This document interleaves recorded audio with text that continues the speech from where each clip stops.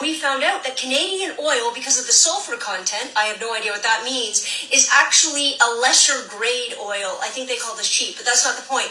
So it's a lesser grade oil, so they get it at a much reduced rate. Now here's the problem. Lesser oil takes a higher level of refinement to actually refine it. So, cheaper barrel, higher cost to refine. You know, I would have had such a blast sitting in that classroom with those kids, helping them figure this stuff out. If you haven't seen that video from Unlearn, go back and watch it. I'm gonna tag her in this video.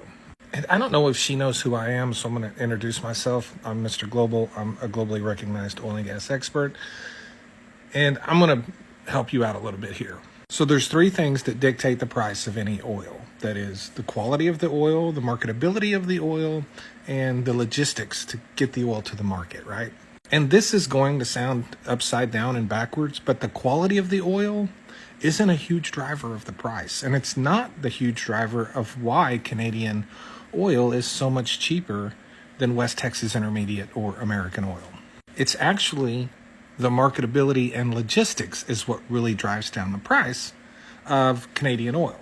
The reason WCS or Canadian oil has been so cheap historically is because it was trapped in a captive market. Like it wasn't readily and widely available to the entire world, to the largest possible, pool of buyers.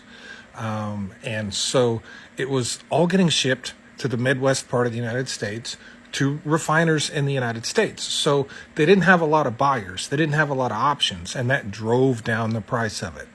This is why, TC and Canada wanted to, build the Keystone XL to get more oil to the Gulf Coast, because the more oil that they can get to the broader global market, the less of a differential you have between the price of Canadian oil and West Texas Intermediate. Basically what I'm saying is that would bring the price of Canadian oil up. They have accomplished that with the Trans Mountain pipeline. The prices haven't been realized yet, but it is going to happen. In addition, in the United States, the way our refineries are built, because we relied on foreign oil for so much of our history, it's actually cheaper for us to refine Canadian oil than it is our own. Yeah, because as you talked about in your video, the infrastructure is literally built for heavy crudes. Now, that being said, we still refine, 9 million barrels a day of the 13.5 million barrels of oil we produce. That's how much of our oil we refine. And what we do is we mix it with your oil. We mix it with oil from Mexico and other parts of the world.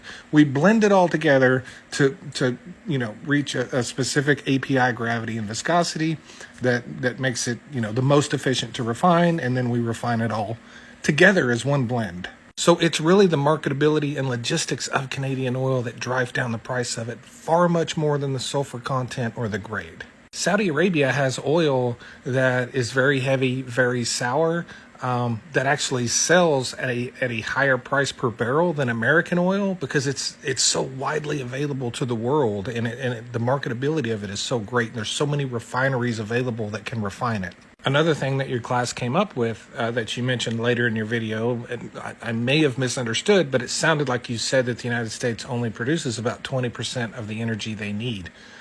That is not true at all. So we measure, energy here in BTUs, and we consume just under 100 quadrillion BTUs of total energy every year in the United States. And we produce, right now we're at about 110 quadrillion BTUs is what we produce. So we actually produce more energy than we use.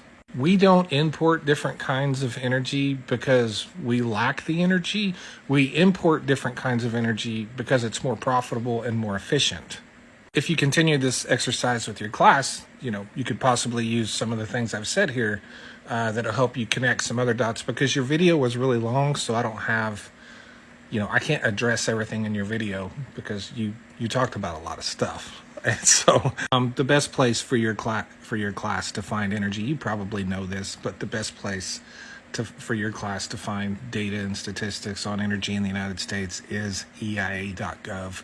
And the best way to find the specific data you're looking for is just Google what you're looking for and stick EIA, stick the word EIA on the end of your Google search, and it'll take you straight to the page, because it's an expansive website and database with just billions of data points, and it's really hard to find any one particular thing on that website. So the best thing to do is Google it.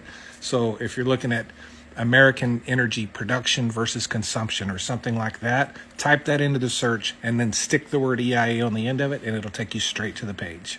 And I'll finish with this. If the opportunity ever arises, I would be more than happy, as a globally recognized oil and gas expert, to, Zoom in with your class or whatever and answer questions for them. I would completely set aside time to do that for them. I love educating. I've been a mentor my whole life. I love teaching people, especially kids. That is a standing offer for you anytime you want it. If you don't, I completely understand. I just had so many people tag me in this video, so I wanted to respond to it. So thank you very much.